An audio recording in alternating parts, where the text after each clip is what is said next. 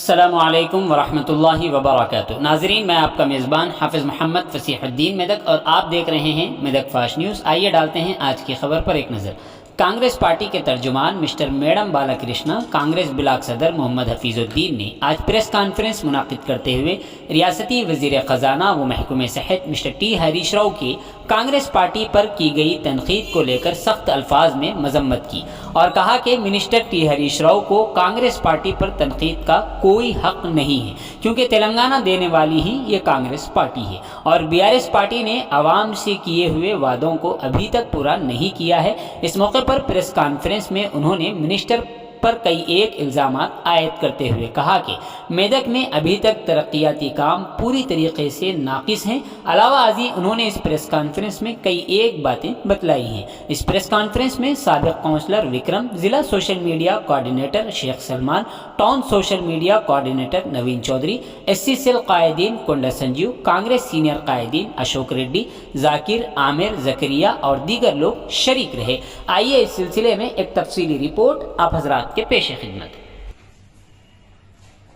మిత్రులారా నమస్కారం।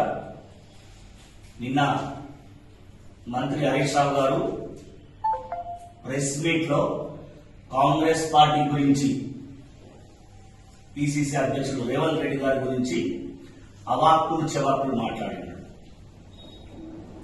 హరీష్ రావు గారు, మీకు కాంగ్రెస్ పార్టీని పిసిసి అధ్యక్షుడు రేవంత్ రెడ్డి గారిని విమర్శించే హక్కు, ఆ స్థాయి నీకు లేదు।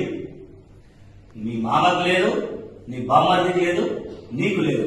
ఎందుకంటే మీ మామ ఒక బ్రోకర్, నువ్వు ఒక జోకర్। ఇవాళ రోజున నువ్వు ఈ స్థాయిలో ఉన్నావు అంటే అది కాంగ్రెస్ పార్టీ పెట్టిన భిక్ష। నువ్వు డబ్బు అహంకారంతో, అధికార మదంతో ఇవన్నీ మాట్లాడుతున్నావు। 3 నెలల ముందే వైన్స్ టెండర్ పిలిచినప్పుడే ప్రభుత్వం, బీఆర్ఎస్ ప్రభుత్వం కూలిపోతుందని చెప్పేసి మామ అల్లుడు మంత్రి ఒప్పుకున్నారు। అంటే నవంబర్ లో పెట్టాల్సిన టెండర్లు డిసెంబర్ మనం ఇప్పుడు పెట్టినప్పుడే అర్థమైంది ఏంటంటే నీ ప్రభుత్వం పోతుందని చెప్పేసి, అధికారం పోతుందనే ఉద్దేశంతో మాట్లాడుతున్నావు కానీ ఇంకోటి ఏం లేదు। ఇక అప్లికేషన్స్ గురించి, ఎమ్మెల్యేలకు సంబంధించిన అప్లికేషన్స్ గురించి మాట్లాడుతున్నావు, కాంగ్రెస్ పార్టీలో ఉన్నారా లేరా? హరీష్ రావు, నీ మామకు నీకు కాంగ్రెస్ పార్టీ తరఫున తెలియజేస్తున్నా, 2014లో మీరు అధికారంలోకి వచ్చిన తర్వాత తెలుగుదేశం పార్టీ ఎమ్మెల్యేలను మభ్యపెట్టి పార్టీలో చేర్చుకున్న మీరు 2018లో కాంగ్రెస్ పార్టీ ఎమ్మెల్యే అభ్యర్థులను ప్రలోభపెట్టి, ప్రెషర్ చేసి, మభ్యపెట్టి పార్టీలో చేర్చుకున్న లేదు। పార్టీలో చేర్చుకుంది మీరు।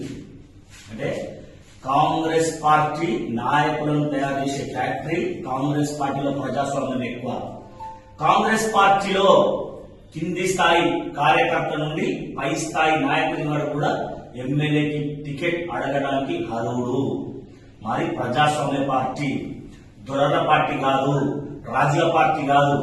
నీ మామకు అలవాటు, నీకు అలవాటు, మీరేమో పెద్ద రాజులు, మీరేమో పుడింగులు, మీకు సామంత రాజులు ఉన్నారని చెప్పేసి మీరు అనుకుంటున్నారు। మీ దగ్గర టికెట్ అడిగే ధైర్యం ఎమ్మెల్యేలకు ఉందో ఎమ్మెల్యేలకు లేదో తెలియదు, కానీ ఇక్కడ కాంగ్రెస్ పార్టీలో పూర్తి ప్రజాస్వామ్యంగా టికెట్లు అడుగుతారు। నువ్వు మా గురించి మాట్లాడాల్సిన అర్హత నీకు లేదు। ఇంకో విషయానికి వస్తే, మెదక్ లో సీఎం గారి మీటింగ్ 23వ తారీఖు ఉందని చెప్పేసి 19 ఉండే, ఆ తర్వాత 23కి అయినట్టుంది, 23 అని చెప్పేసి అధికారులకు తెలియజేశారు। మెదక్ నియోజకవర్గ, మెదక్ జిల్లా బీఆర్ఎస్ పార్టీ నాయకులకు నేను ఒక మీకు సూచన ఇస్తున్నాను। సీఎం కేసీఆర్ पर्यटनకు मेदक प्रजन, हरीश राव साहब को मेदक के तरफ से और तेलंगाना आवाम की तरफ से सलाम। हरीश राव साहब ने आजकल से बात करते हुए कांग्रेस को कैडर नहीं है, जीत हमारी तीसरी बार होगी बोले। हरीश राव साहब, अब एक जानना चाहिए, तेलंगाना में 119 कॉन्स्टिट्यूंसी में कांग्रेस पार्टी 135 साल की पार्टी है। हर कॉन्स्टिट्यूंसी में 4-5 आदमी टिकट पूछ रहे हमारे। अच्छा, कैडर हमारे पास मजबूत है, आप लीडर नहीं होंगे बोले पार्टी को। कांग्रेस की बदौलत से आज मिनिस्टर बने, आप एमएलए से पहले मिनिस्टर बने 2000 में जो तो उसका उसके हिसाब आपका कांग्रेस पार्टी है। आज उसका तेलंगाना दिए बोल के आप बोल आपके मामू होंगे, आपके साला होंगे, आपकी साली होंगे, आज हुकूमत कर रहे, राज कर रहे, वो तो कांग्रेस पार्टी की बदौलत है। वो आप भूलना नहीं चाहिए। 2000 आपको याद रहना चाहिए, कांग्रेस पार्टी एप्लीकेशन बेचने को बोल रहे 2004 में भी अभी है सो सीएम केसीआर साहब जब एप्लीकेशन से बेच चुके थे, हर आदमी के पास 1-1 लाख रुपए वसूल करे, वो भूल गए क्या? हरीश राव साहब एक बार याद कर लो। अब क्या डर नहीं है, 100% क्या डर है हमारे को? कांग्रेस आपको डर है बोली कांग्रेस पर बार बार हमला कर रहे हैं। अब अगले इलाहाबाद में इलेक्शन में 100% आपको तेलंगाना की आवाम हराने के चक्कर में वो डर से आज आप दीवाने बात कर रहे हैं। हरीश राव साहब ये बात बंद करना चाहिए अब।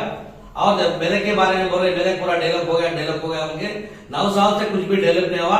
मेदक की आवाम यहाँ पर आपको वोट डालने के लिए तैयार नहीं है, इसलिए बाजू कांस्टिट्यूंसी से सिटी से बुला के लीडरों को पब्लिक मोबिलाइजेशन किया कर रहे, मतलब यहाँ के लीडरों को और एक आवाम को भी आपको भरोसा नहीं है, यहाँ के लीडरों को बेअंदाज कर रहे। हम लोग अपील कर रहे हैं बीआरएस मेदक लीडरों को, एक बार सोचिए समझिए टीआरएस पार्टी और हरीश राव के उनका माइंडसेट क्या है, आप लोगों को नजरअंदाज कर रहे।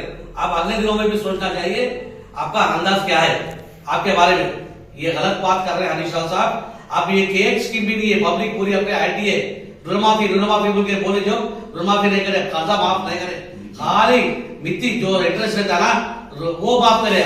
पब्लिक पूरी आप 100% आपको अगले इलेक्शन में सबक सीखने को तैयार है। और एक बार कांग्रेस के बात करने के काबिल नहीं है, आप हक भी नहीं है कांग्रेस पार्टी के बारे में बात करने का। कांग्रेस पार्टी के बदौलत आप आज ये हफ्ते में कम से कम आप बात करना नहीं चाहिए, सोचिए समझिए उसके बाद बात करिए। बराबर देखेंगे आज 2 महीने में इलेक्शन है, इलेक्शन में डायरेक्ट फाइट 100% टीआरएस को और कांग्रेस को रहेगा। आप सब मिलके आ रहे, आप बीजेपी के बी टीम है और आप एमआईएम की बी टीम है, वो हम लोग अब आ रहे हैं। पर आप जो शेर जो है ना बकरी है, शेर का खाल पहन के आ रहे हैं। 100% पब्लिक पूरी सामने की है, अगले तकरीबन में इलेक्शन में सबक सिखाने की तैयार है। हम लोग मेरे कांस्टिट्यूंसी में सबक सिखा के बताएंगे, हाईटेक नहीं होगा, हाईटेक को 100% आप विकेट डाउन करेंगे, आपको दिवाली पे ऐसे आप काम करने का तैयार है हम लोग। हरीश राव खबरदार। और एक बात कांग्रेस पार्टी के बारे में और रेवंत रेड्डी के बारे में राहुल गांधी में बात करें तो अच्छी बात नहीं होगी। इतने कहते हुए ये शुरुआत नहीं है, शुरुआत से बोल रहे हैं आप लोग, और एक बार बात करें तो अच्छी बात नहीं होगी। जय हिंद, जय कांग्रेस।